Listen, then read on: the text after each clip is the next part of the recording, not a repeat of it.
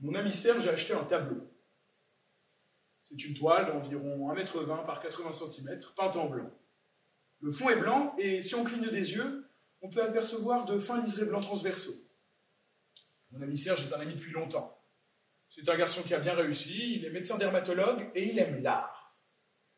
Lundi, je suis allé voir la toile que Serge avait achetée samedi, mais qu'il convoitait déjà depuis plusieurs mois.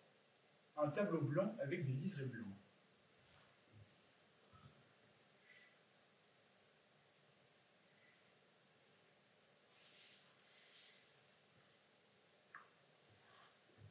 Cher 200 000. 200 000. Huntington me le reprend à 22. Qui est-ce? Huntington. Je ne connais pas. Huntington. La galerie Huntington. La galerie Huntington te le reprend à 22. Non, pas la galerie, non. Lui. Huntington lui-même. Pour lui. Et pourquoi c'est pas Huntington qui l'a acheté? Oh, parce que ces gens-là ont intérêt à vendre à des particuliers. Il faut que le marché circule. Ouais. Alors? Oh non, tu n'es pas bien là. Mets-toi ici plutôt. Est-ce que tu aperçois l'épine? Comment s'appelle le peintre? Antrios. connu? Très. Serge, tu n'as pas acheté ce tableau 200 000 francs. Oh mais mon vieux, c'est le prix. C'est un Antrios. Tu as acheté ce tableau 200 000 francs. J'étais certain que tu passerais à côté. Tu n'as pas acheté cette merde de 200 000 francs. Mon ami Marc, qui est un garçon intelligent, un garçon que j'estime depuis longtemps, fait partie de ces intellectuels nouveaux qui, non contents d'être ennemis de la modernité, en tirent une vanité incompréhensible. Il y a depuis peu, chez l'adepte des temps anciens, une arrogance vraiment stupéfiante. Comment peux-tu dire cette merde? D'humour, Serge. Ris. Ris, vieux, c'est prodigieux que tu aies acheté cette toile. Que tu trouves cet achat prodigieux, tant mieux. Que ça te fasse rire, bon. Mais, j'aimerais bien savoir ce que tu entends par cette merde. Tu te fous de moi? Mais pas du tout. Cette merde par rapport à quoi? Quand on dit telle chose est une merde, c'est qu'on a un critère de valeur pour estimer cette chose. À qui tu parles? À qui tu parles en ce moment? Ouh! Tu ne t'intéresses pas à la peinture contemporaine. Tu ne t'y es jamais intéressé. Tu n'as aucune connaissance dans ce domaine. Alors comment peux-tu affirmer que tel objet, obéissant à des lois que tu ignores, est une merde? C'est une merde, excuse-moi. Il n'aime pas le tableau. Aucune tendresse dans son attitude. Aucun effort. Aucune tendresse dans sa façon de condamner. Un rire prétentieux et perfide. Un rire qui sait tout mieux que tout le monde. J'ai haï ce rire.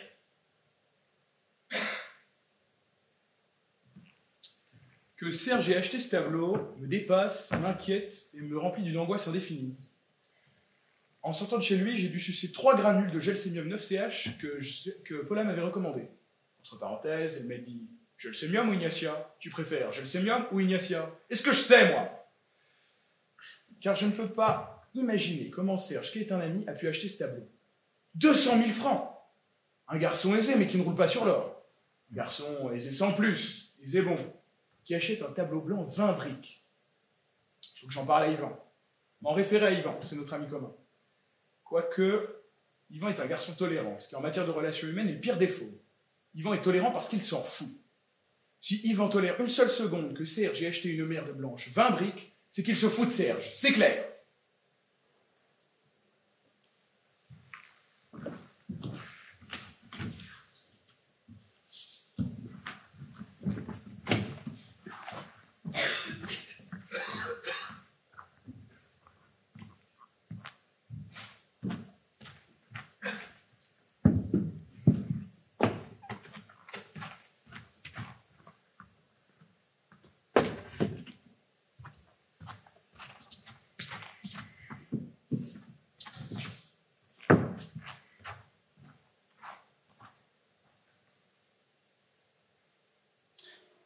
Je m'appelle Yvan. Je suis un peu tendu car après avoir passé ma vie dans le textile, Je viens de trouver un emploi de représentant dans une papeterie en gros. Je suis un garçon sympathique. Ma vie professionnelle a toujours été un échec et je vais me marier dans 15 jours avec une gentille fille brillante et de bonne famille.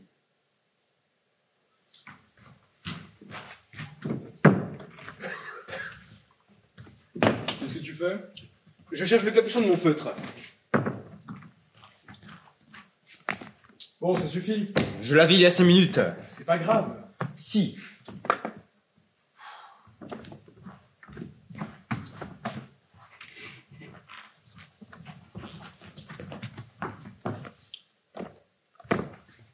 Bon, arrête, tu en achèteras un nouveau. Ce sont des feutres exceptionnels. Tu peux écrire sur toutes les matières avec. Oh, ça m'énerve. Si tu savais comme les objets m'énervent, je serrais ce capuchon il y a 5 minutes. Vous allez vous installer ici? Tu trouves bien pour un jeune couple? Jeune couple. Vite se rire devant Catherine, s'il te plaît. La papeterie? Bien, j'apprends. Tu as maigri. Oui. Tu sais, ça m'emmerde de pas avoir trouvé ce capuchon, il va sécher maintenant. Ah, assieds-toi. Si tu continues à chercher ce capuchon, je m'en vais. Bon, ok, j'arrête. Tu veux boire quelque chose? Un Perrier, si tu as.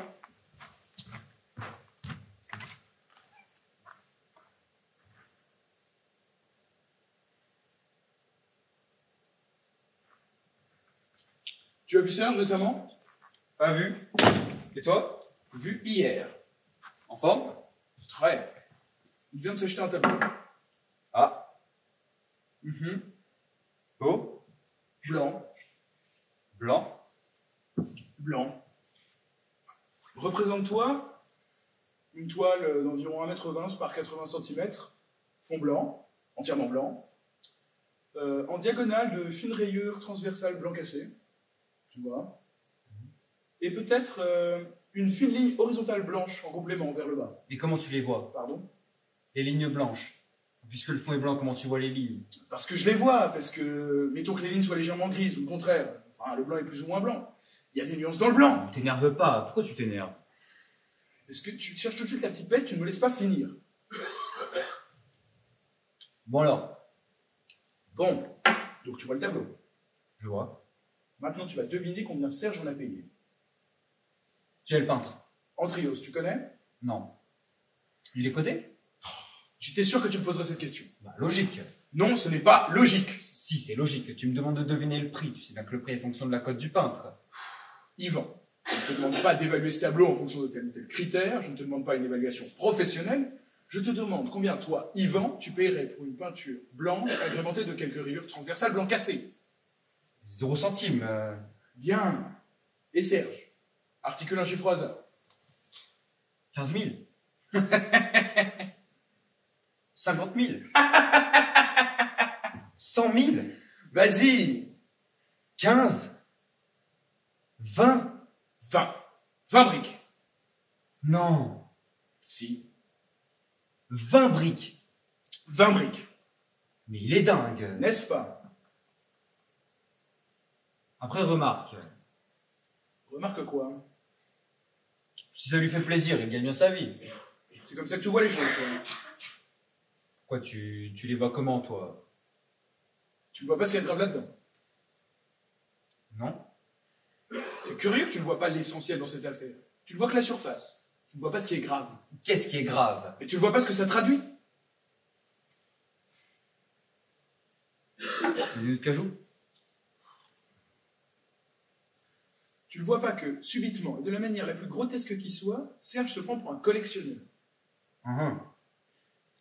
Notre ami Serge fait désormais partie du grand Gotha des amateurs d'art. Mais non. Bien sûr que non, ce prix-là ne fait partie de rien du tout, Yvan. Mais lui le croit. Ah oui. Ça ne te gêne pas? Si ça lui fait plaisir. Mais qu'est-ce que ça veut dire si ça lui fait plaisir? Qu'est-ce que c'est que cette philosophie du si ça lui fait plaisir? Dès l'instant qu'il n'y a pas de préjudice pour autrui. Mais il y a préjudice pour autrui. Moi, je suis perturbé. Je suis perturbé, mon vieux. Si. Même blessé de voir Serge, qui était un ami que j'aime, se laisser plumer par snobisme et ne plus avoir un grain de discernement. Tu as l'air de le découvrir. Il a toujours hanté les galeries d'art de manière ridicule. Il a toujours été un rat d'exposition. Il a toujours été un rat, mais un rat avec qui on pouvait rigoler. Car vois-tu, au fond, ce qui me blesse, c'est qu'on ne peut plus rire avec lui. Monsieur, Mais non, tu as essayé? bien sûr. J'ai ri, de bon cœur. Qu'est-ce que tu voulais que je fasse? Il n'a pas desserré les dents. Enfin, un brick, c'est un peu cher pour rire, remarque. Ouais. Avec moi, il rira. Il m'étonnerait. Donne encore des noix. Il rira, tu verras.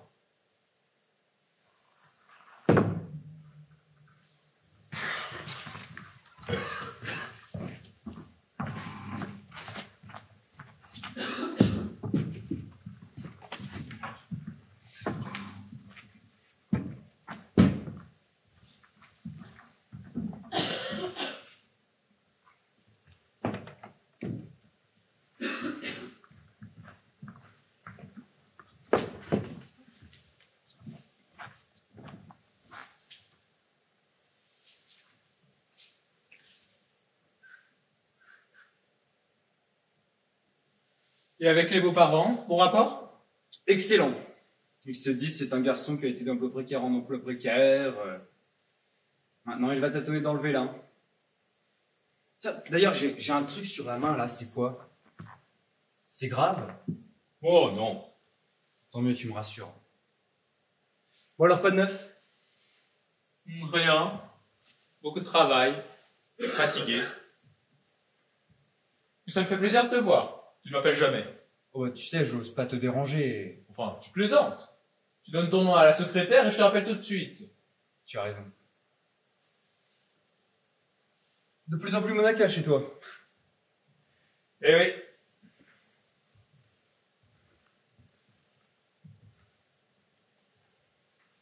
Tu as vu Marc récemment? Pas récemment, non. Tu l'as vu, toi? Il y a 2-3 jours. Et il va bien? Oui. Sans plus. Ah bon? Non, il va bien. Parce que moi, je l'ai eu au téléphone il y a une semaine et il avait l'air bien, hein? Oui, il va bien. Tu avais l'air de dire qu'il n'allait pas très bien. Pas du tout, je t'ai dit qu'il allait bien. Tu as dit sans plus. Oui, sans plus, mais il va bien.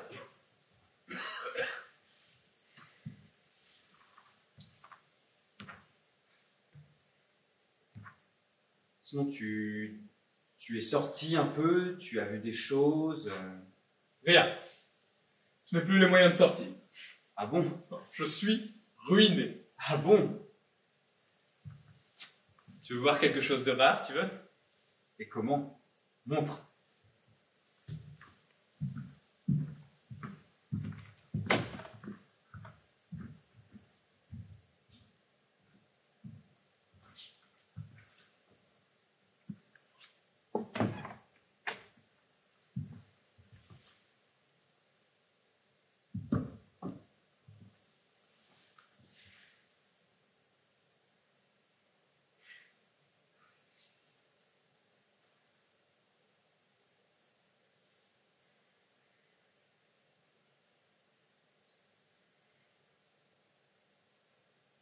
Ah oui. Ah oui, oui. Antrios. Ah oui, oui. Antrios des années 70. Attention, il a une période similaire aujourd'hui, mais celui-là, c'est un de 70. Ah oui, oui, d'accord, oui. Cher? Oh, dans l'absolu, oui. En réalité, non. Il te plaît? Ah oui. Oui, oui. Évident. Ah bah, évident, oui. Et en même temps, Oui. Magnétique. oui. Et encore, tu n'as pas la vibration. Un peu. Non. Il faudrait que tu reviennes à midi. La vibration du monochrome, on ne l'a pas en lumière artificielle. Ah, Encore que. Tu ne sois pas dans le monochrome. non. Combien? 200 000. Eh oui. Eh oui.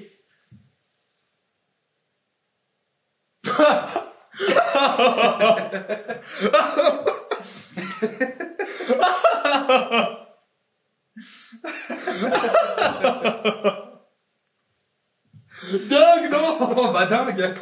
Fabrique.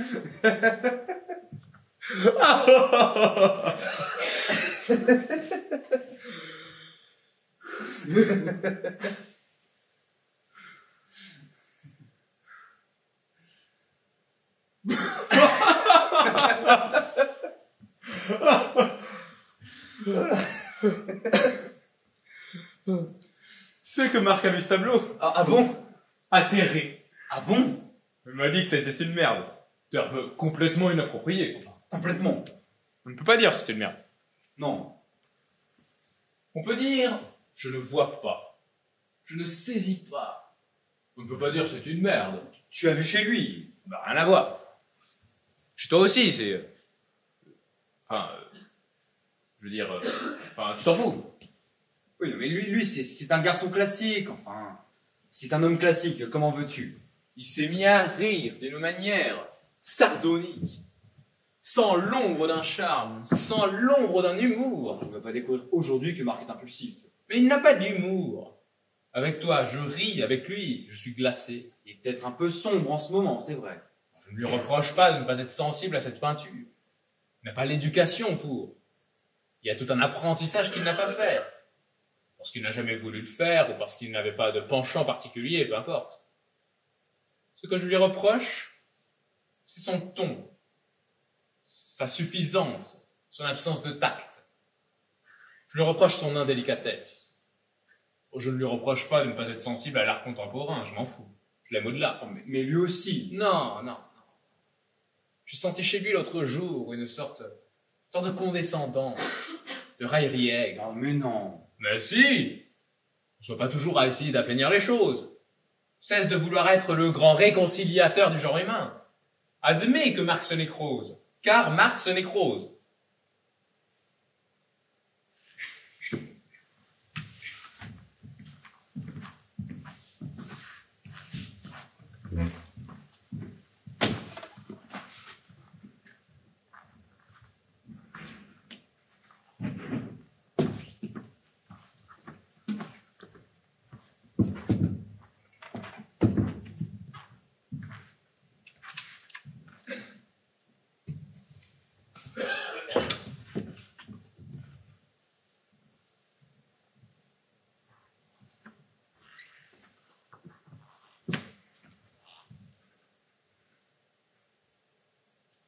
On a ri. Tu as ri. On a ri. Tous les deux, on a ri. Ah, je te jure sur la tête de Catherine, on a ri ensemble tous les deux. Tu lui as dit que c'était une merde, et vous avez ri. Non, je lui ai pas dit que c'était une merde. On a ri spontanément. Tu es arrivé, tu as vu le tableau, et tu as ri. Et lui, il a ri après. Oui, oui. Ah, après 2-3 mots, c'est comme ça que ça s'est passé, oui, si tu veux. Et il a ri de bon cœur. De très bon cœur. Tant mieux. Tu vois, je me suis trompé. Tu me rassures vraiment. Je vais même te dire mieux. C'est Serge qui arrive premier? C'est Serge qui a ri le premier. Oui. Il a ri, et toi, tu as ri après. Oui. Et lui, pourquoi il a ri? Eh ben, il a ri parce qu'il a senti que j'allais rire. Enfin, il a ri pour me mettre à l'aise, si tu veux. S'il a ri le premier, ça ne compte pas. S'il a ri le premier, c'est pour... S'il a ri le premier, c'était pour te faire plaisir. Ça ne signifie pas qu'il riait de bon cœur. Mais il riait de bon cœur. Il ne riait pas de bon cœur, non. Ou alors pas pour la bonne raison. C'est quoi déjà la bonne raison? J'ai un trouble. Il ne riait pas du ridicule de son tableau. Vous ne riez pas, lui et toi, pour la même raison. Toi, tu riais du tableau, et lui riait pour te plaire, pour se mettre à ton diapason, pour te montrer qu'en plus d'être un esthète qui peut investir sur un tableau ce que tu gagnes pas toi en un an, il reste ton vieux pote iconoclaste avec qui on se marre.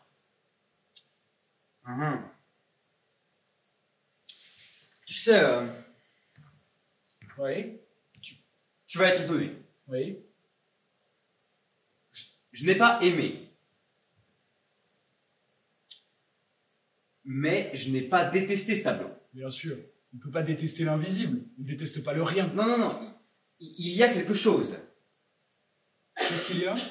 Il y a quelque chose. Ce n'est pas rien. Tu plaisantes. Mais pas du tout. Je ne suis pas aussi sévère que toi. C'est Ah, c'est une œuvre, il y a une pensée derrière ça. Une pensée. Oui, une pensée. Et quelle pensée? C'est l'accomplissement d'un cheminement. Mais ce n'est pas un tableau fait par hasard, c'est une œuvre qui s'inscrit à l'intérieur d'un parcours. Oh, ris.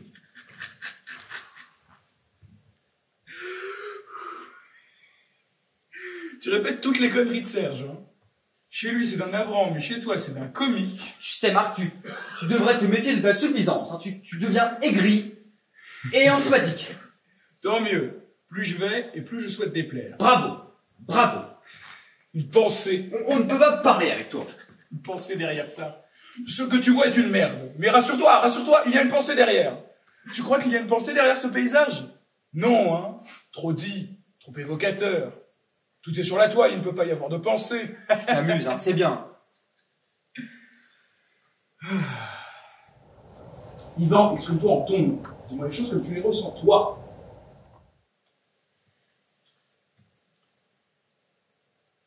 Je ressens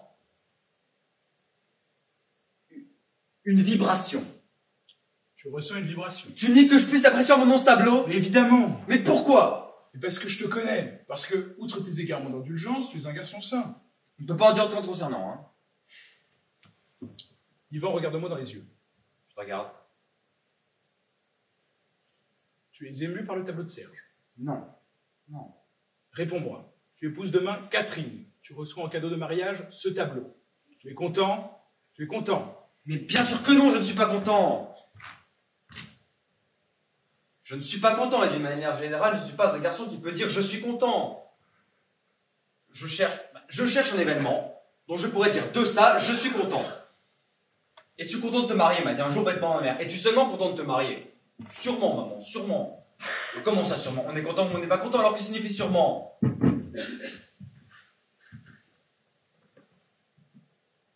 Pour moi, il n'est pas blanc. Et quand je dis pour moi, je veux dire objectivement. Objectivement, il n'est pas blanc. Il y a un fond blanc avec toute une peinture dans les grilles. Il y a même du rouge. On peut dire qu'il est très pâle. S'il était blanc, il ne me plairait pas. Marc le voit blanc. C'est sa limite. Il le voit blanc parce qu'il s'est enferré dans l'idée qu'il était blanc. Yvan, non. Yvan voit qu'il n'est pas blanc. Marc peut penser ce qu'il veut, je l'emmerde.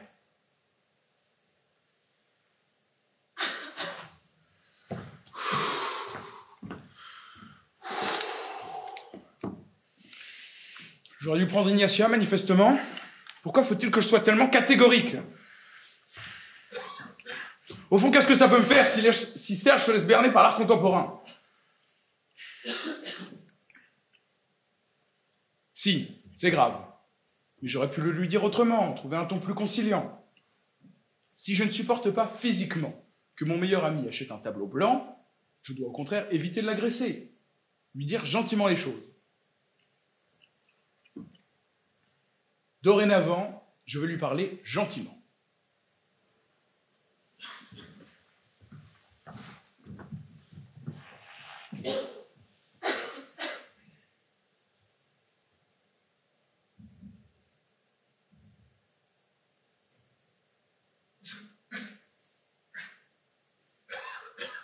Tu es prêt à rire? Dis, Yvan a aimé l'Antrios. où est-il? Yvan? L'Antrios, Tu veux le revoir? montre-le. J'étais sûr que tu viendrais.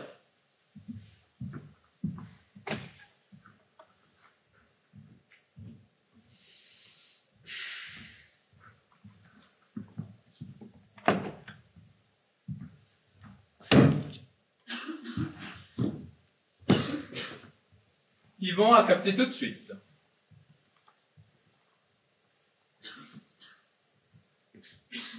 Bon, écoute, on ne va pas s'appesantir sur cette œuvre. La vie est brève. Ah, au fait. As-tu lu ça? Lis-le. Chef-d'œuvre. Modernissime. Tu lis ça, tu n'as plus besoin de lire autre chose. Entre le cabinet, l'hôpital, Françoise qui a décrété que je devais voir les enfants tous les week-ends, bon ça, nouveauté de Françoise, les enfants ont besoin de voir leur père. Bon. Je Je n'ai plus le temps de lire. Je suis obligé d'aller à l'essentiel. Comme en peinture, finalement, où tu as avantageusement éliminé forme et couleur. C'est de scorie. Oui. Encore que je puisse apprécier aussi une peinture plus figurative. Ton hippo flamand, par exemple. Très agréable. Qu'est-ce qu'il a de flamand? C'est une vue de Carcassonne. Oui, enfin. Il a un petit goût flamand. La forêt, la vue, le... Bon, peu importe. Il est très joli. Tu sais qu'il ne vaut rien. Oh, mais ça, on s'en fout. D'ailleurs, Dieu seul sait combien vaudra un jour l'Antrios. Tu sais, j'y réfléchis. J'ai réfléchi et j'ai changé de point de vue. En conduisant dans Paris l'autre jour, je pensais à toi et je me suis dit, est-ce qu'il n'y a pas au fond une véritable poésie dans l'acte de Serge? Est-ce que s'être livré à cet achat incohérent n'est pas un acte d'une véritable poésie? Comme tu es doux aujourd'hui, je ne te reconnais pas. Tu as pris un petit ton suave, subalterne, qui ne te va pas du tout d'ailleurs. Non, non, je t'assure, je fais amende honorable. Amende honorable pourquoi? Je suis trop sérieux, je suis trop épidermique. Je vois les choses au premier degré. Je manque de sagesse, si tu veux. Lycénec. Tiens, là, par exemple, tu vois, tu me dis lycénec, et ça pourrait m'exaspérer.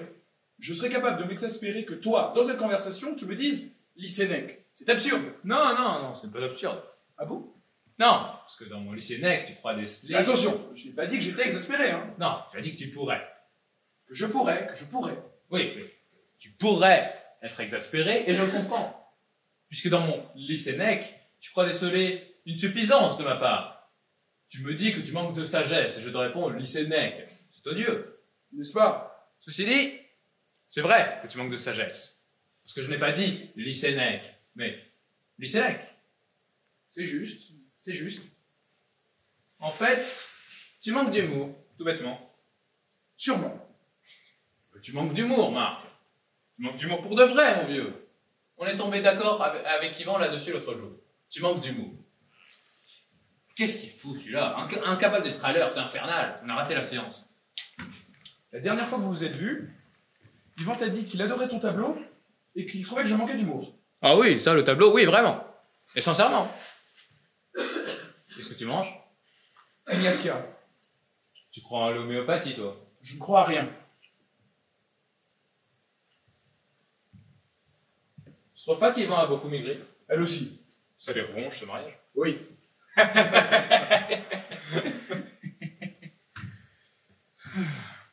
Tu vas le mettre où? Pas encore décidé. Là. Là. Non, trop ostentatoire. Tu vas l'encadrer? Oh non, non, non. Ah bon? Ah bah ça ne s'encadre pas. Pourquoi? Volonté de l'artiste. Ça ne peut pas être arrêté. Il y a un entourage. Viens voir. Tu vois? C'est du sparadrap? Non, c'est une sorte de craft confectionné par l'artiste. C'est drôle que tu dises l'artiste. Mais tu veux que je dise quoi? Je sais pas, tu dis l'artiste, mais tu pourrais dire le peintre ou... Comment s'appelle-t-il? Antrios. Oui. Tu dis l'artiste comme une sorte de... Non, rien. Qu'est-ce qu'on voit? Essayons de voir quelque chose de consistant pour une fois. Il est 8 heures, on a raté toutes les séances. C'est inimaginable que ce garçon, il a rien à foutre, tu es d'accord? Soit continuellement en retard. Qu'est-ce qu'il fout? Allons dîner. Oui, 8h05. Tu voulais dire quoi? Je dis l'artiste comme quoi? Rien, j'allais dire une connerie. Non, dis. Tu dis l'artiste comme une sorte de... Comme une sorte d'entité intouchable. L'artiste. Une sorte de divinité.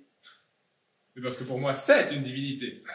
Tu ne penses pas que j'aurais claqué cette fortune pour un vulgaire mortel? Bien sûr. Lundi, je suis allé à Beaubourg. Est-ce que tu le sais combien il y a d'Antrios à Beaubourg? 3. 3 Antrios à Beaubourg. Épatant. Et le mien n'est pas moins beau. Bon, écoute, je te propose quelque chose. Si Yvan n'est pas là dans exactement 3 minutes, on fout le camp. J'ai découvert un excellent Lyonnais. Pourquoi t'es à cran? Je suis pas à cran. Mais si, t'es à cran. Non, je suis pas à cran. Enfin, si, je suis à cran parce que c'est inadmissible ce laxisme. Cette incapacité à la contrainte. En fait, je t'énerve. Je t'énerve et tu te venges sur le pauvre Ivan. Pauvre Ivan, tu te fous de moi. Et puis tu m'énerves pas. Pourquoi tu m'énerverais? Oh, il m'énerve, c'est vrai, il m'énerve. Il a un petit ton doucereux, un sourire entendu derrière chaque mot. On a l'impression qu'il s'efforce de rester aimable. Mais ne reste pas aimable, mon petit vieux. Ne reste pas aimable, surtout. Serait-ce l'Antrios? La chatte de l'Antrios? Serait-ce ça qui a déclenché cette gêne entre nous? Un achat qui n'aurait pas eu sa caution? Mais je m'en fous de sa caution! Je m'en fous de ta caution, Marc!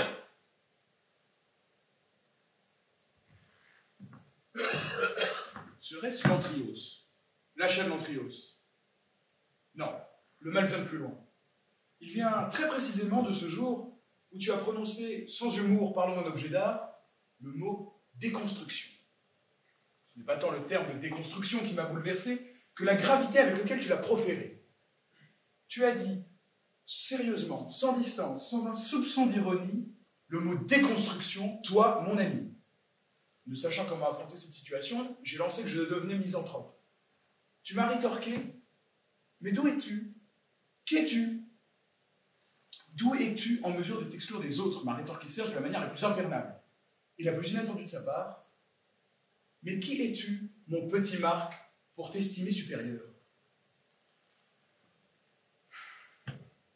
Ce jour-là, j'aurais dû lui envoyer mon poing dans la gueule. Et lorsqu'il aurait été gisant, au sol, moitié mort, lui dire « Et toi, Serge, qui es-tu? Quelle sorte d'ami es-tu qui n'estime pas son ami supérieur ?»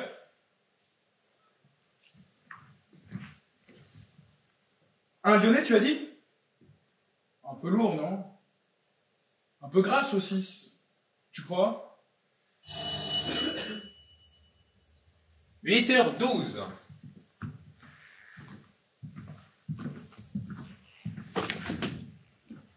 Alors, dramatique, problème insoluble, dramatique, les deux belles-mères veulent figurer sur le carton d'invitation.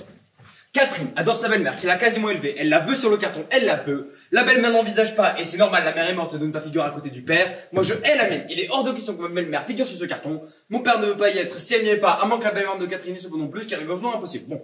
J'ai suggéré qu'aucun des parents n'y soit, après tout nous n'avons plus 20 ans, nous pouvons présenter notre union et inviter les gens nous-mêmes, sur quoi Catherine a hurlé, arguant que c'était une gifle pour ses parents qui payaient le prix d'or la réception, et spécifiquement pour sa belle-mère qui se donne prendre le temps de mal pour elle alors qu'elle n'est même pas sa fille. Bon. Je finis par me laisser convaincre, totalement contre mon gré, mais par épuisement. J'accepte donc que ma belle-mère, que je hais, qui est une salope, figure sur le carton d'invitation. Je téléphone à ma mère pour la prévenir. Je lui dis, allô maman, j'ai tout fait pour éviter ça, mais nous ne pouvons pas faire autrement. Yvonne doit figurer sur le carton. Elle me répond, si Yvonne tire sur le carton, je ne veux pas y être. Je lui dis, maman, je t'en supplie, n'envenime pas les choses. Elle me dit, comment oses-tu me proposer que mon nom flotte solitaire sur le papier comme celui d'une femme abandonnée, en dessous de celui d'Yvonne solidement amarré au patronyme de ton père? Je lui dis, maman, des amis m'attendent, je dois raccrocher, mais nous parlerons de tout ça demain à tête reposée. Elle me dit, et pourquoi je suis toujours la dernière roue du carrosse? Mais comment ça, maman, tu n'es pas la dernière roue du carrosse? Bien sûr que si, quand tu me dis n'envenime pas les choses, ça veut bien dire que les choses sont déjà là, tout s'organise sans moi, tout se trame derrière mon dos, la brave guette doit dire amen à tout, et j'ajoute, me dit-elle, le clou pour un événement dont je n'ai même pas encore saisi l'urgence. Bon, maman, des amis m'attendent. Oui, c'est ça, toi toujours mieux à faire, tout est plus important que moi, au revoir. Elle raccroche. Catherine, qui était à côté de moi, mais qui ne l'avait pas entendu, me dit qu'est-ce qu'elle dit. Je lui dis, elle ne veut pas être sur le carton avec Yvonne, et c'est normal, je ne parle pas de ça, qu'est-ce qu'elle dit sur le mariage? Rien, tu mens. Mais non, Cathy, je te jure, elle ne veut pas être sur le carton avec Yvonne. Alors rappelle-la, dit que quand on marie son fils, on met son prof de côté. Tu pourrais dire la même chose de ta belle-mère. Ça n'a rien à voir, c'est qu'elle, c'est moi qui sais absolument à sa présence, pas elle, la pauvre, la délicatesse, même si elle savait tous les problèmes qui sont engendrés, elle me supplierait de ne pas être sur le carton. Rappelle ta mère. Alors je la rappelle en sortant son, Catherine et l'écouteur. Yvan me dit, ma mère, tu as jusqu'à présent mené ta part de la manière la plus chaotique qui soit. Et parce que subitement tu entreprends de développer une activité conjugale, je me trouve dans l'obligation de passer un après-midi et une soirée avec ton père, un homme que je n'ai pas vu depuis 17 ans, et qui je ne comptais pas exposer mes bajoux et mon empoint, et avec Yvonne, qui je te laisse en passant à trouver moyen, je l'ai su par Félix Morolari, de se mettre au bridge. Ma mère aussi joue au bridge. Tout ça, je ne peux pas l'éviter, mais le carton, l'objet par excellence que tout le monde va recevoir et étudier, j'entends me pavaner seul. À l'écouteur, Catherine secoue la tête avec un rictus de dégoût. Je lui dis, mais maman, mais pourquoi es-tu si égoïste? Je ne suis pas égoïste.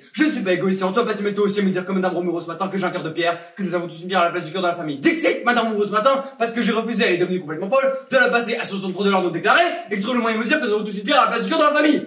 Quand on vient de mettre un pacemaker au pauvre André, à qui tu n'as même pas trouvé votre un petit mot, oui, bien sûr, là c'est drôle, toi tout te fait rire. Ce n'est pas moi qui suis égoïste, ce n'est pas moi qui suis égoïste, t'as encore beaucoup de choses à apprendre, encore beaucoup de choses à apprendre, Olivier. Allez, file, mon petit, va rejoindre tes allez, va aller rejoindre tes amis, file. Et donc?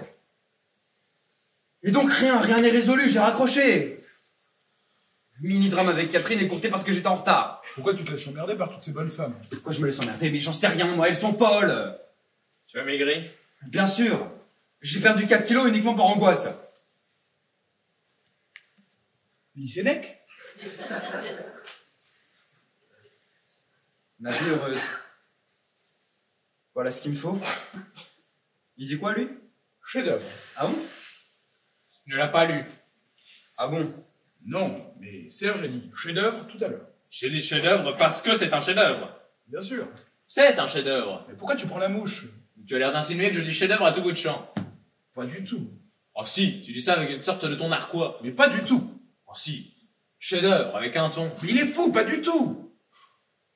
Par contre, tu as ajouté moderne. Oui, et alors? Tu as dit modernissime comme si moderne était le nec plus ultra du compliment. Comme si parlant d'un objet, on ne pouvait rien dire de plus haut, de plus définitivement haut que moderne. Et alors? Et alors, rien. Je n'ai pas fait mention du issime, remarque, hein. Moderne, issime. Tu me cherches aujourd'hui, hein? Non! Vous n'allez pas vous engueuler, ce serait le comble. Tu ne trouves pas ça extraordinaire qu'un homme qui est écrit il y a presque 2000 ans soit toujours d'actualité? Si. C'est le propre des classiques. Mais question de mots. Qu'est-ce qu'on fait? Le cinéma, c'est foutu, j'imagine, désolé. On va dîner. Serge m'a dit que tu étais très sensible à son tableau. Oui, je suis assez sensible à ce tableau, oui. Pas toi, je sais. Non. Allons dîner. Serge connaît un lyonnais succulent. Tu trouves ça trop gras? Je trouve ça un peu gras, mais je veux bien essayer. Ah non, si tu trouves ça trop gras, on va ailleurs. Je veux bien essayer. Bon écoutez, on va dans ce restaurant si ça vous fait plaisir. Sinon on n'y va pas. Tu veux manger lyonnais toi? Moi, c'est ce que vous voulez, hein. Lui, il fait ce qu'on veut.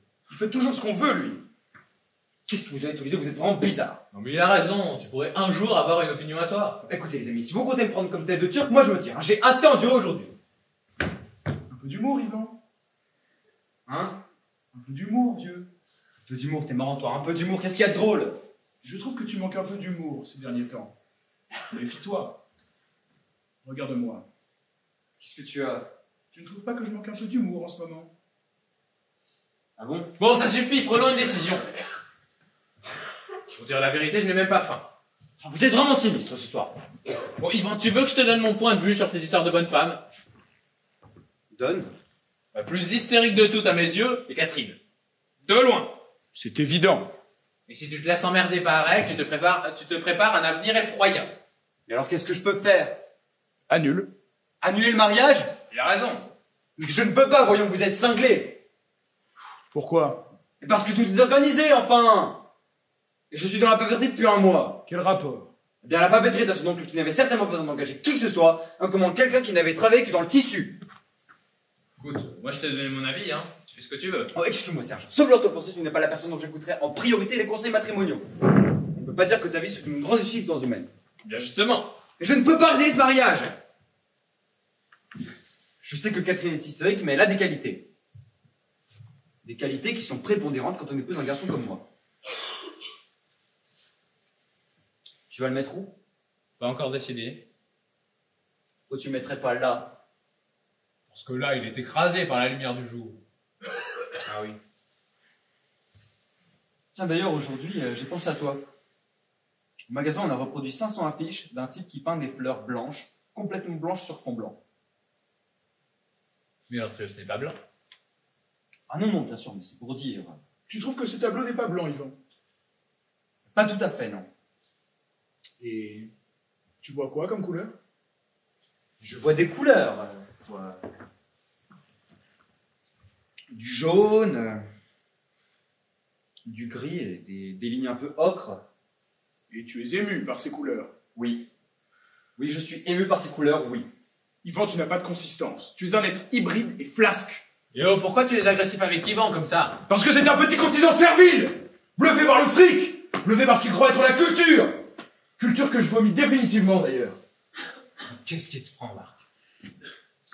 Comment oses-tu, Yvan? Devant moi, Yvan! Devant toi quoi? Devant toi quoi? Ces couleurs me touchent, oui, ne t'en déplaise! Cesse de vouloir te régenter! Comment oses-tu dire devant moi que ces couleurs te touchent? Parce que c'est la vérité! La vérité, ces couleurs te touchent. Oui, ces couleurs me touchent. Ces couleurs te touchent, Yvan! Mais ces couleurs le touchent, il a le droit! Non, il n'a pas le droit! Il n'a pas le droit. Non, il n'a pas le droit. Ah, j'ai pas le droit! Non! Et pourquoi il n'a pas le droit? Tu sais que t'es pas bien en ce moment, tu devrais consulter. Il n'a pas le droit de dire que ces couleurs le touchent parce que c'est faux! Ces couleurs ne me touchent pas? Il n'y a pas de couleurs! Tu ne les vois pas et elles ne te touchent pas! Bah parle pour toi! Quel avilissement, Yvan! Mais qui es-tu, Marc? Qui es-tu pour imposer ta loi? Un homme qui n'aime rien, qui méprise tout le monde, et qui met son point d'honneur à ne pas être un homme de son temps? Qu'est-ce que ça veut dire être un homme de son temps? Moi je m'en vais. Mais où tu vas? Je m'en vais, je vois pas pourquoi je dois supporter ou peur. Mais reste, tu vas pas commencer à te draper. Si tu t'en vas, tu lui donnes raison. Un homme de son temps est un homme qui vit dans son temps. Quelle connerie! Comment un homme peut vivre dans un autre temps que le sien? Tu m'expliques? Un homme de son temps est un homme dont on pourra dire dans 20 ans, dans 100 ans, qu'il a été représentatif de son époque. Et pourquoi faire? Bah comment, pourquoi faire? À quoi me sert qu'on dise un jour de moi que j'ai été représentatif de mon époque? Mais c'est pas de toi dont il s'agit, mon pauvre vieux, on s'en fout. Un homme de son temps, comme je te le signale, la plupart de ceux que tu apprécies, est un apport pour l'humanité. Un homme de son temps n'arrête pas l'histoire de la peinture à une vue hypoflammante de Cavaillon. Carcassonne. Oui, bon, c'est pareil. Un homme de son temps participe à la dynamique intrinsèque de l'évolution. Et ça c'est bien selon toi? Oh, mais ce n'est ni bien ni mal. Pourquoi tu veux moraliser? C'est dans la nature des choses. Toi par exemple, tu participes à la dynamique intrinsèque de l'évolution? Bien oui. Et Yvan? Bah non, un être hybride ne participe à rien. Yvan, à sa manière, est un homme de son temps. À quoi tu vois ça chez lui? Pas la croûte qu'il a au-dessus de sa cheminée? C'est pas du tout une croûte! Oh si, c'est une... Mais non! Peu importe. Yvan est représentatif d'un certain mode de vie, de pensée, qui est tout à fait contemporain. Comme toi d'ailleurs. Tu es typiquement, et je suis navré, un homme de ton temps. Tout va bien alors, où est le problème? Le problème est uniquement pour toi, qui mets ton point d'honneur à vouloir t'extraire du cercle des humains et qui ne peut y parvenir. Tu es comme dans les sables mouvants. Plus tu cherches à t'en extraire et plus tu t'enfonces. Présente tes excuses à Yvan. Yvan est un lâche!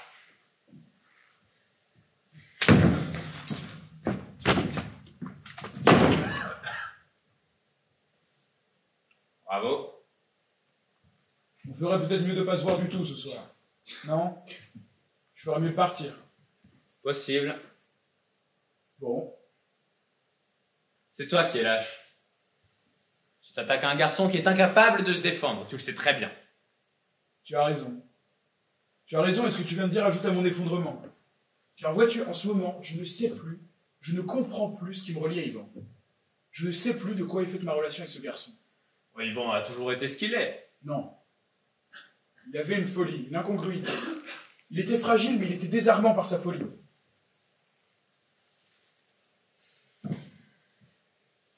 Et moi? Toi quoi? Tu sais ce qui te relie à moi? Une question qui pourrait nous emmener assez loin. Allons-y. Tu sais, ça me fait de la peine d'avoir embêté Yvan.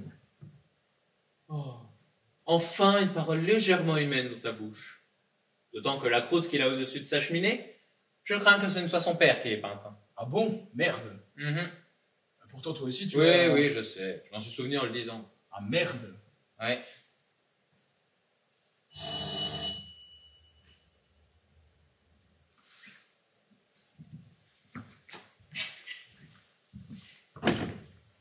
Le retour d'Yvan. L'ascenseur est occupé, je m'engouffre dans l'escalier et je pense tout un dégringolant, lâche, hybride, sans consistance, je me dis, je reviens avec un flingue et je le bute, il verra c'est juste flasque et servile. J'arrive au rez-de-chaussée, je me dis, mon petit vieux, tu n'as pas fait 6 heures d'analyse pour finir par buter ton meilleur ami. Tu n'as pas fait 6 heures d'analyse pour ne pas percevoir, derrière cette démence verbale, un profond mal-être. Je réamorce une remontée. Et je me dis tout en gravissant les marches du pardon, Marc appelle au secours. Je dois le secourir, tu sais, j'en pâtir moi-même. D'ailleurs, l'autre jour, j'ai parlé de toi, Finkelzone. Tu parles de nous à Finkelzone. Je parle de toi, Finkelzone. Pourquoi tu parles de nous? Je t'interdis de parler de moi à ce connard. Tu ne m'interdis rien. Pourquoi tu parles de nous? Je sens que vos relations sont un peu tendues en ce moment et je voulais que Finkelzone m'éclaire. Qu'est-ce qu'il a dit, ce con? Il dit quelque chose d'amusant. Ils donnent leur avis, ces gens-là. Non, ils ne donnent pas leur avis, mais là, il a donné son avis. Il a même fait un geste, celui qui ne fait jamais de geste, il a tout le temps froid. Je lui dis bouger. Bon alors, qu'est-ce qu'il a dit? On s'en fout de ce qu'il a dit. Mais qu'est-ce qu'il a dit? En quoi ça nous intéresse? Moi, je veux savoir ce que ce con a dit, merde. Vous voulez savoir? Tu as pris des notes? J'ai noté parce que c'est compliqué!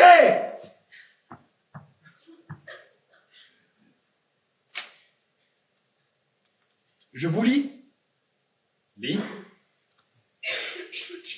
Si je suis moi parce que je suis moi, et si tu es toi parce que tu es toi, alors je suis moi et tu es toi. En revanche, si je suis moi parce que tu es toi, et si tu es toi parce que je suis moi, alors je ne suis pas moi et tu n'es pas toi. Vous comprendrez que j'ai dû l'écrire. Et tu le paies combien? 400 francs la séance 2 fois par semaine. Ah, joli. Et en liquide. Parce que j'ai appris quelque chose, tu ne peux pas payer par chèque. Freud a dit, il faut que tu sentes les billets qui foutent le camp. Tu as de la chance d'être coaché par ce type. Oh oui. Et tu seras gentil de nous recopier cette formule. Oh oui, elle nous sera sûrement utile. Vous avez tort. C'est très profond. Bon, écoute, si c'est grâce à lui que tu es revenu tendre ton autre joue, tu peux le remercier. Il a fait de toi une lope, mais tu es content. C'est l'essentiel. Tout ça parce qu'il refuse de croire que j'apprécie ton Entrios. Je me fous de ce que vous pensez de ce tableau. Toi comme lui. Plus je le vois, plus je l'aime, je t'assure. Bon écoute Yvan, je propose qu'on arrête de parler de ce tableau. C'est une conversation qui ne m'intéresse pas. Pourquoi tu te blesses? Je ne me blesse pas, Marc. Vous avez exprimé vos opinions. Bien. Le sujet est clos. Tu vois que tu le prends mal. Je le prends pas mal, je suis fatigué. Si tu te blesses, c'est que tu es suspendu au jugement des autres.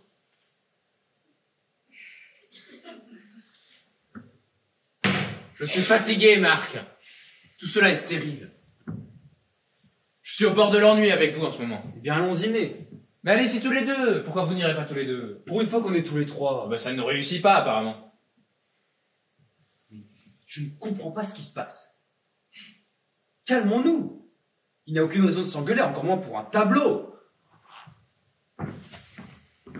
Mais tu as conscience que tu jettes de l'huile sur le feu avec tes calmons-nous et tes manières de curer? C'est nouveau, ça. Vous n'arrivez pas à m'entamer. Oh, tu m'impressionnes. Je vais aller chez ce Finkelzone. Hein. Tu ne peux pas, il est complet. Qu'est-ce que tu manges? Gelsemium. Je suis rentré dans la suite logique des choses.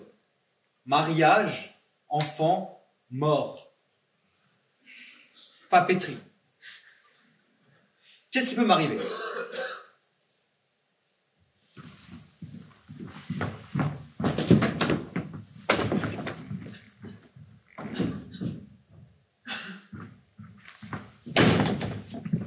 Nous ne sommes pas dignes de le regarder. Exact. Ou alors tu as peur qu'en ma présence, tu finisses par l'observer avec mes yeux. Non. C'est ce que dit Paul Valéry. Je mets de l'eau à ton moulin. Ne me cite pas Paul Valéry.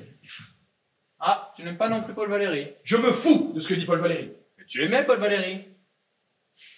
Ne me cite pas Paul Valéry. C'est toi qui me l'as fait découvrir. C'est toi-même qui m'as fait découvrir Paul Valéry. Je me fous de ce que dit Paul Valéry. Ne me cite pas Paul Valéry. Mais de quoi tu ne te fous pas? Que tu aies acheté ce tableau. Que tu aies dépensé 20 briques pour cette merde. Tu ne vas pas recommencer, Marc! Et moi, je vais te dire ce dont je ne me fous pas, puisqu'on en est aux confidences. Je ne me fous pas de la façon dont tu as suggéré, par tes rires et tes insinuations, que je trouvais moi-même cette œuvre grotesque. Tu as nié que je pouvais avec sincérité y être attaché. Tu as voulu créer une complicité odieuse entre nous. Et pour reprendre ta formule, Marc, c'est ça qui me relie moi à toi ces derniers temps. Ce permanent soupçon que tu manifestes. C'est vrai que je ne peux pas imaginer que tu aimes sincèrement cette œuvre. Mais pourquoi? Parce que j'aime Serge. Et que je suis incapable d'aimer Serge achetant ce tableau. Pourquoi tu dis achetant? Pourquoi tu ne dis pas aimant? Parce que je ne peux pas dire aimant, parce que je ne peux pas croire aimant. Mais achetant pourquoi si je n'aime pas? C'est toute la question. Non mais regarde comme il me répond avec suffisance. Je joue au con et il me répond avec la tranquille bouffissure du sous-entendu. Et tu n'as pas imaginé une seconde, au cas même improbable où je puisse aimer vraiment, que je me blesse d'entendre ton avis catégorique, tranchant, complice dans le dégoût. Non. Quand tu m'as demandé ce que je pensais de Paula, une femme qui m'a soutenu à moi pendant tout un dîner, qu'on pouvait guérir la maladie des leurs dans l'os à l'homéopathie, je ne t'ai pas dit que je la trouvais laide, rugueuse et sans charme. J'aurais pu. C'est ce que tu penses de Paula. Ah, à ton avis? Mais non, il ne pense pas ça de Paula. On ne peut pas penser ça de Paula. Réponds-moi. Tu vois? Tu vois ce que ça fait? Est-ce que tu penses ce que tu viens de dire sur Paula? Au-delà même. Mais non! Au-delà, Serge. Au-delà du rugueux. Veux-tu m'expliquer l'au-delà du rugueux? Quand ça te touche personnellement, la saveur des mots est plus amère, on dirait. Serge, explique-moi l'au-delà du rugueux. Je ne prends pas ce temps de givre. Ne serait-ce... Je vais te répondre. Ne serait-ce que sa manière de chasser la fumée de cigarette. Sa manière de chasser la fumée de cigarette. Oui. Un geste qui te paraît à toi anodin. Un geste insignifiant, penses-tu? Pas du tout. Sa manière de chasser la fumée de cigarette est exactement au cœur de sa rugosité. Tu me parles de Paula. Une femme qui partage ma vie en ces termes insoutenables parce que tu désapprouves sa façon de chasser la fumée de cigarette. Ah oui. Sa manière de chasser la fumée de cigarette la condamne sans phrase. Serge, explique-moi avant que je perde tout contrôle de moi-même. C'est très grave ce que tu es en train de faire. N'importe quelle femme dirait « Excusez-moi, la fumée me gêne un peu. Pourriez-vous déplacer votre cendrier ?» Non. Elle ne savait pas parler. Elle dessine son mépris dans l'air.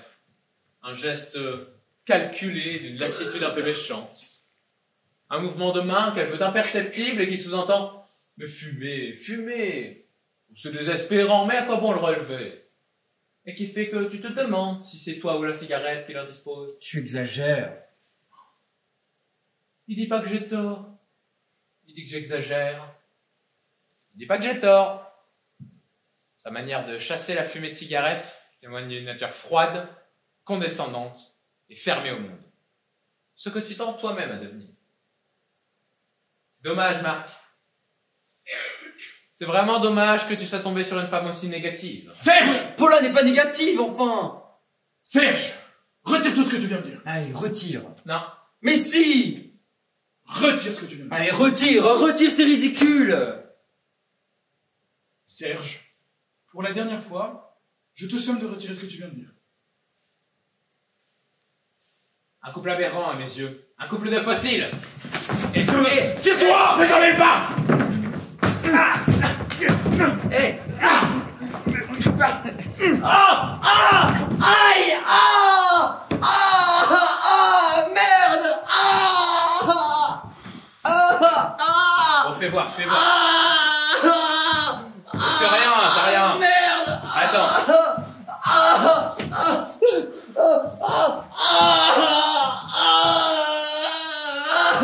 Merde!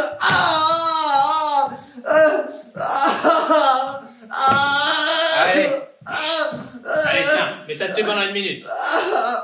Vous êtes complètement anormaux tous les deux! Deux garçons normaux qui viennent complètement cinglés! Bon, allez, t'énerve pas. J'ai vraiment mal, ça se trouve on avait crevé le tympan! Ouais, non. Qu'est-ce que c'est toi des potorino?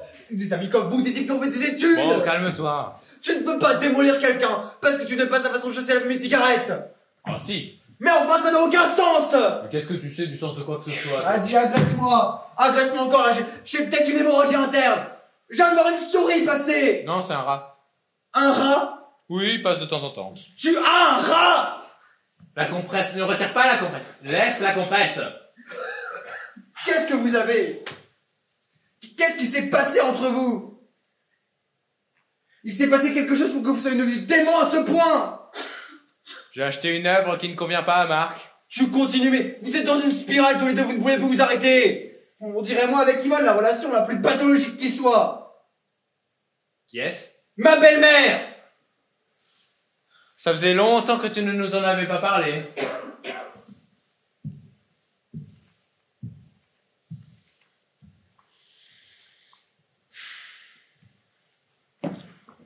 Pourquoi tu ne m'as pas dit tout de suite ce que tu pensais de Paula? Je ne voulais pas te peiner. Non, non, non.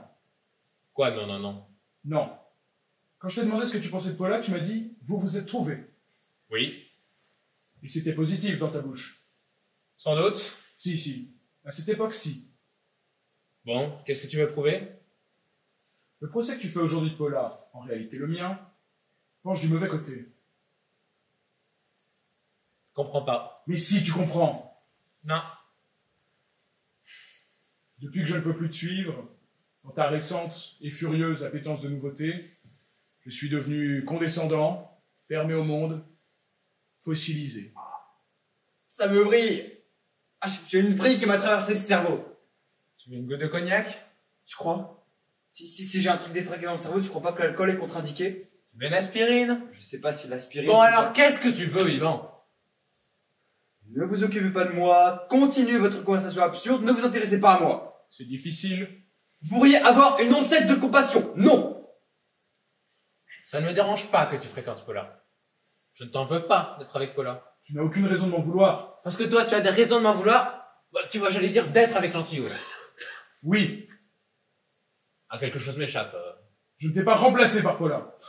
Parce que moi, je t'ai remplacé par l'antriose. Oui, Je t'ai remplacé par l'antriose. oui, par l'Antrios et compagnie. Tu comprends ce qu'il dit? Je m'en fous, vous êtes cinglés! De mon temps, tu n'aurais jamais acheté cette toile. Mais qu'est-ce que ça signifie de ton temps? Du temps où tu m'estimais, où tu jugeais les choses à mon aune. Il y a eu un temps de cette nature entre nous. Comme c'est cruel.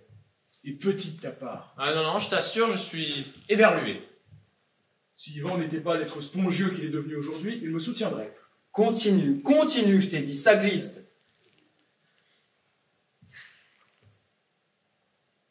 C'est ma faute. J'étais absent et tu t'es mis à fréquenter le haut de gamme. L'Europe, les dépré-coups ce dentiste, Guy Allier, c'est lui qui Oh t'a... non, non, non, non, pas du tout. Ce n'est pas du tout son univers. Lui, il n'aime que l'art conceptuel. C'est la même chose. Ah non, ce n'est pas la même chose. Tu vois, encore une preuve que je t'ai laissé dériver. On ne se comprend même plus dans la conversation courante. Mais j'ignorais totalement, et vraiment, c'est une découverte, que j'étais à ce point sous ta houlette. À ce point en ta possession. En ma possession, non. Il faut surveiller ses amis. On ne devrait jamais laisser ses amis sans surveillance. Sinon, ils vous échappent. Regarde ce malheureux Yvan. Un garçon qui nous importait par son comportement débridé. On a laissé devenir peureux, papetier, bientôt mari. Un garçon qui nous apportait par sa singularité et qui s'escrime aujourd'hui à la gommer. Qui nous apportait. Est-ce que tu réalises ce que tu dis? Apprends à aimer les gens pour eux-mêmes, Marc. Ça veut dire quoi pour eux-mêmes? Mais pour ce qu'ils sont. Et qu'est-ce qu'ils sont? Qu'est-ce qu'ils sont? En dehors de l'espoir que je place en eux. Je cherche désespérément un ami qui me préexiste. Je n'ai pas eu de chance. J'ai dû vous façonner. Mais tu vois, ça ne marche pas. Un jour, la créature va dîner chez les déprécoudères et pour entériner son nouveau standing, achète un tableau blanc.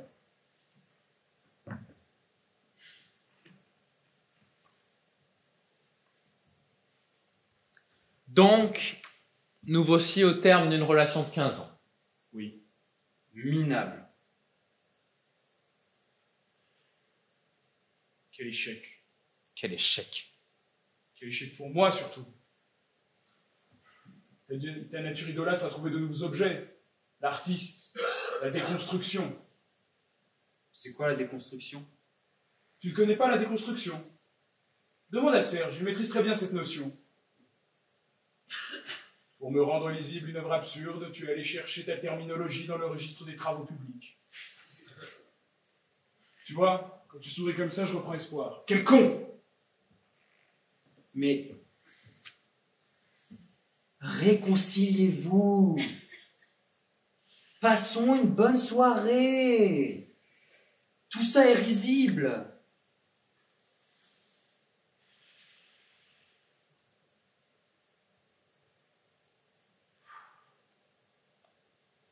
J'aimerais bien échanger ne serait-ce qu'une parole des passionnés. Très bien.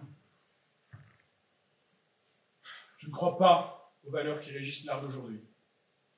La loi du nouveau, la loi de la surprise. La surprise est une chose morte. Morte à peine conçue, Serge. Très bien. Et alors? Et alors rien. J'ai été pour toi de l'ordre de la surprise. Qu'est-ce que tu racontes? Une surprise qui a duré un certain temps, je dois dire. Finkelzone est un génie. Je vous signale qu'il avait tout compris. Yvon, j'aimerais bien que tu arrêtes d'arbitrer et que tu cesses de te considérer comme extérieur à cette conversation. Je vais me faire participer. Pas question. En quoi ça me regarde?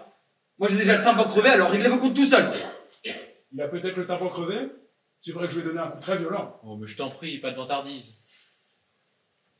Tu vois, Yvan, ce que je ne supporte pas chez toi en ce moment, outre que ce que je t'ai déjà dit et que je pense, c'est ton désir de nous niveler. Égo, tu nous voudrais, pour mettre ta lâcheté en sourdine. Égo dans la conversation, égo dans l'amitié d'autrefois. Mais nous ne sommes pas égaux, Yvan. Il faut choisir un camp. Il est tout choisi. Parfait! Je n'ai pas besoin d'un supporter. Tu ne vas pas abandonner le pauvre garçon. Mais pourquoi on se voit si on se hait?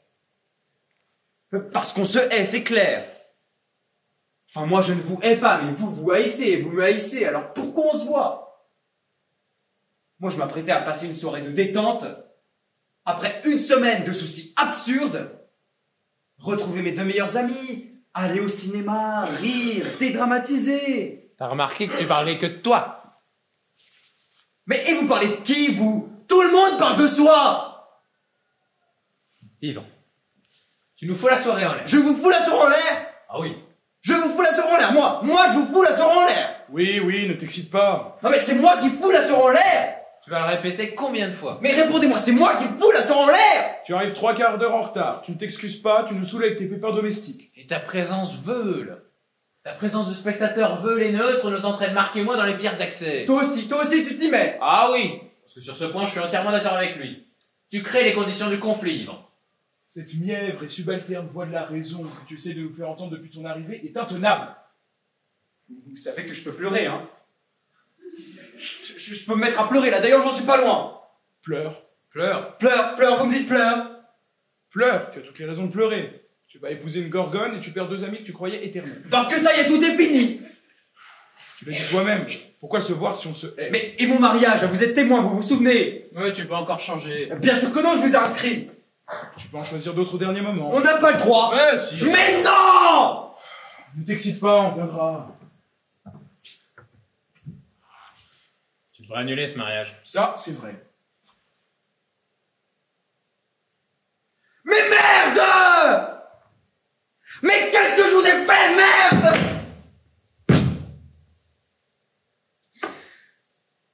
C'est ignoble ce que vous faites! Vous auriez pu vous engueuler après le 12! Non! Vous vous arrangez pour gâcher mon mariage! Un mariage qui est déjà une calamité, qui m'a fait perdre 4 kilos! Il m'a fait perdre 4 kilos, vous le ruinez définitivement!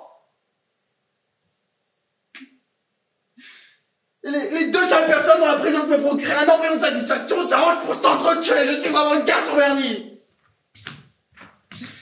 Tu crois que j'aime les pochettes perforées? Les rouleaux adhésifs? Tu crois qu'un homme normal a envie un jour de vendre des chemises d'eau à souffler? Que veux-tu que je fasse? Moi j'ai fait le con jusqu'à 40 ans. Alors oui, je t'amusais beaucoup. J'amusais beaucoup mes amis avec mes conneries. Mais le soir, qui est seul comme un con? Comme un rat? Qui reste tout seul dans sa tanière le soir?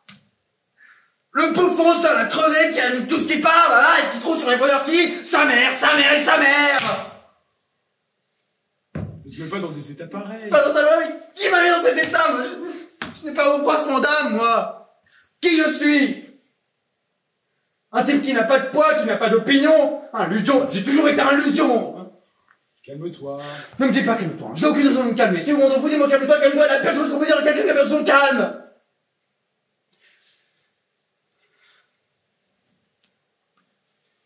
Je ne suis pas comme vous. Je veux pas avoir d'autorité, je ne veux pas être une référence. Je ne veux pas exister par moi-même. Je veux être votre ami Yvan le Farfadet. Yvan le Farfadet. Si on pouvait éviter de tomber dans le pathétique.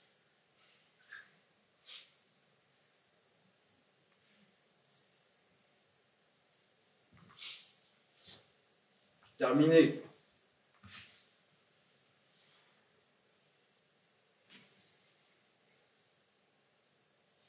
Il n'y aura pas quelque chose à grignoter, n'importe quoi, juste pour pas tomber évanoui.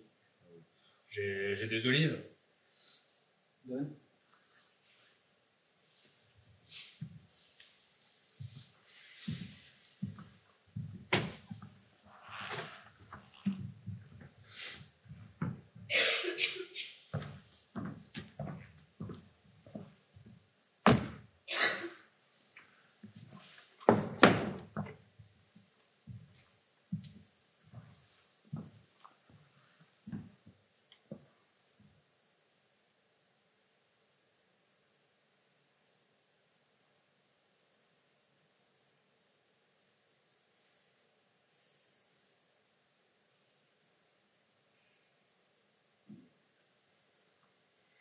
Tu en veux?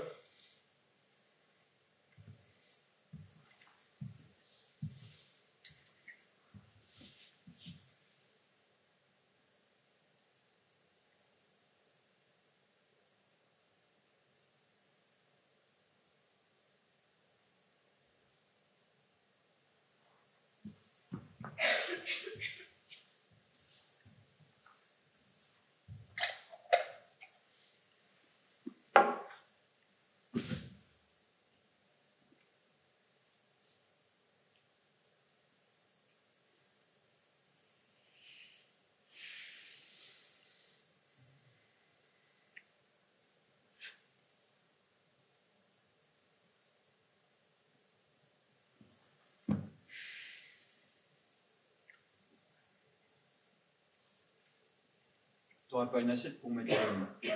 Si.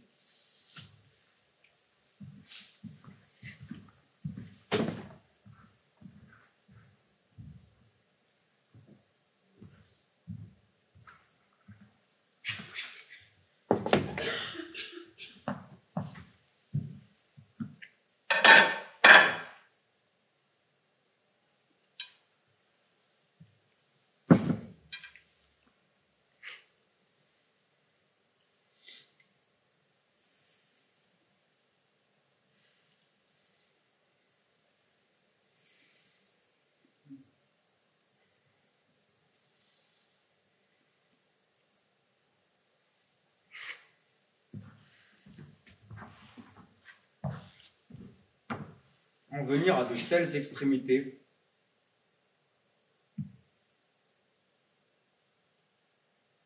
un cataclysme pour un panneau blanc. Ah non, il n'est pas blanc. Une merde blanche. Car c'est une merde blanche, reconnais-le, mon vieux.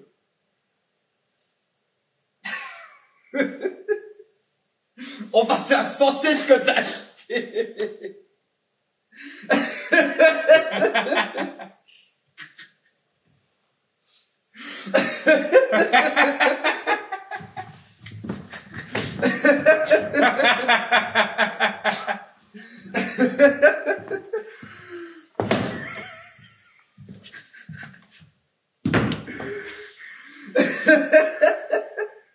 Tu as sur toi tes fameux feutres? Pourquoi tu as pas dessiné sur le tableau? Tu as ou pas?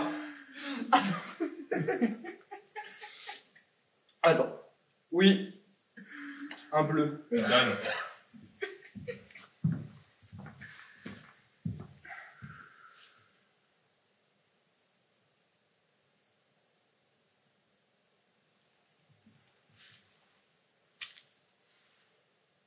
Allez. Vas-y.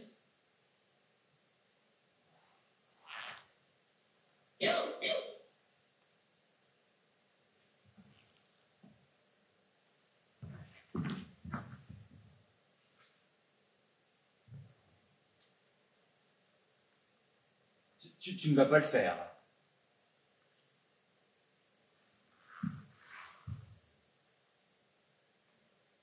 Allez.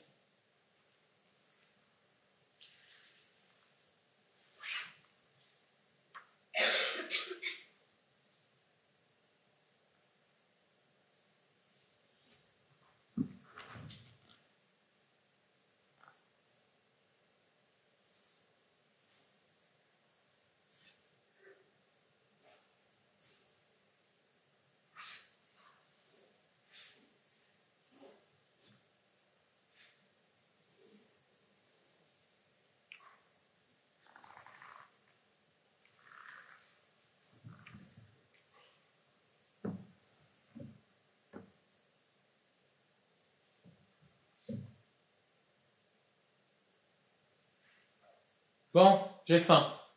On va dîner?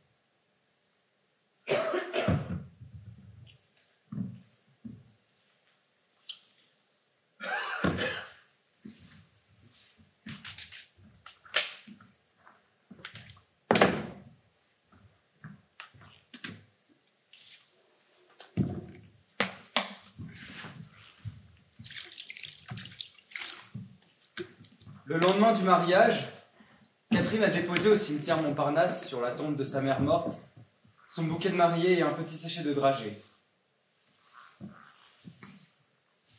Je me suis éclipsé pour pleurer derrière une chapelle. Et le soir, repensant à cet acte bouleversant, j'ai encore sangloté dans mon lit en silence. Je dois absolument parler à Finkelson de ma propension à pleurer. Je pleure tout le temps, ce qui n'est pas normal pour un garçon de mon âge. Cela a commencé, ou du moins s'est manifesté clairement, le soir du tableau blanc chez Serge. Après que Serge avait montré à Marc par un acte de pure démence qu'il tenait davantage à lui qu'à son tableau, nous sommes allés dîner chez Émile. Chez Émile, Serge et Marc ont pris la décision d'essayer de reconstruire une amitié anéantie par les événements et les mots. À un moment donné, l'un d'entre nous a employé l'expression « période d'essai » et j'ai fondu en larmes. L'expression « période d'essai » appliquée à notre amitié a provoqué en moi un séisme incontrôlé et absurde. En réalité, je ne supporte plus aucun discours rationnel. Tout ce qui a fait le monde, tout ce qui a été beau et grand dans ce monde, n'est jamais né d'un discours rationnel.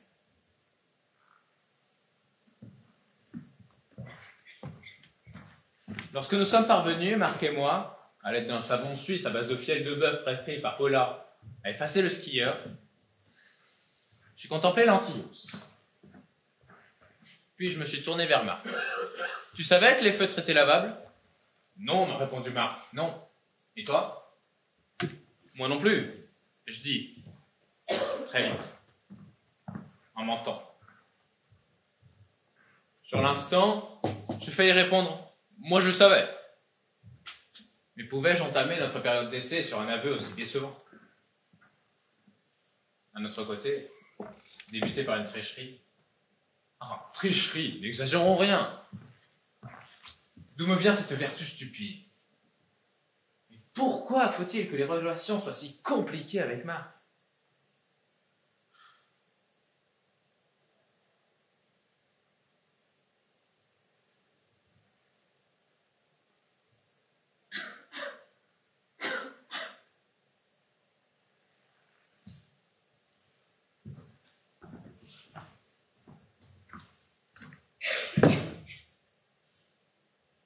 Sous les nuages blancs, la neige tombe.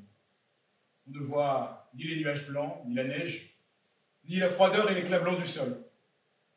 Un homme seul à ski glisse, la neige tombe.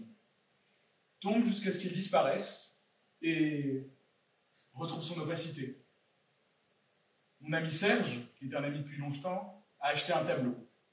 C'est une toile d'environ 1,20 m sur 80 cm. Elle représente un homme qui traverse un espace et qui disparaît.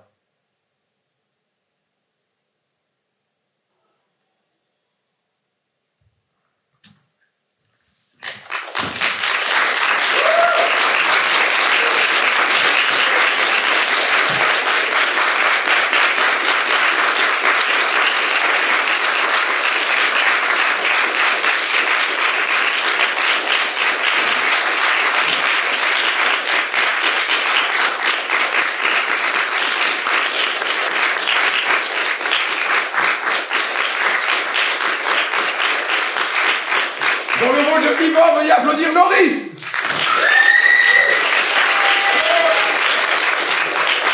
Dans le rôle de Serge, veuillez applaudir Nathan, dont c'est l'anniversaire. Et dans le rôle de Marc, Jean-Charles.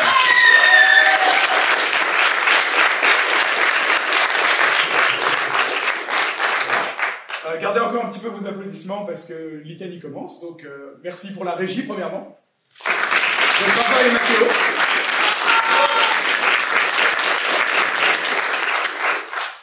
Et maintenant, tous ceux qui ont rendu ce spectacle possible. Donc commençons par le BDA, notre asommaire.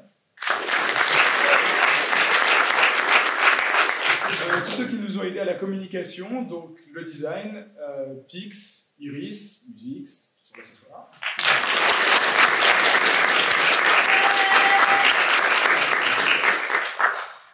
Bien sûr l'école et la Dépiette qui nous prête le théâtre.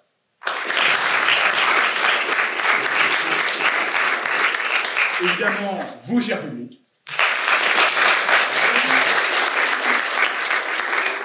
Donc voilà, c'était la deuxième de Art, notre pièce de rentrée. Donc, le club s'appelle Les Gueules des Bois pour ceux qui ne savent pas. Si vous avez été ému, touché, impressionné, vous avez envie de faire mieux, vous pouvez rejoindre le club. Donc nos entraînements sont le lundi de 17h à 19h, 20h à 22h, et par contre le mercredi de 17h à 19h. Donc si vous voulez rejoindre le club parce que vous avez été très ému, vous pouvez venir nous voir tout de suite après, on vous ajoute à la pause. Sinon, trouvez un Gueule des Bois sur le campus, il y en a plein, et on reste ouvert encore jusqu'à fin octobre. Voilà, merci à tous.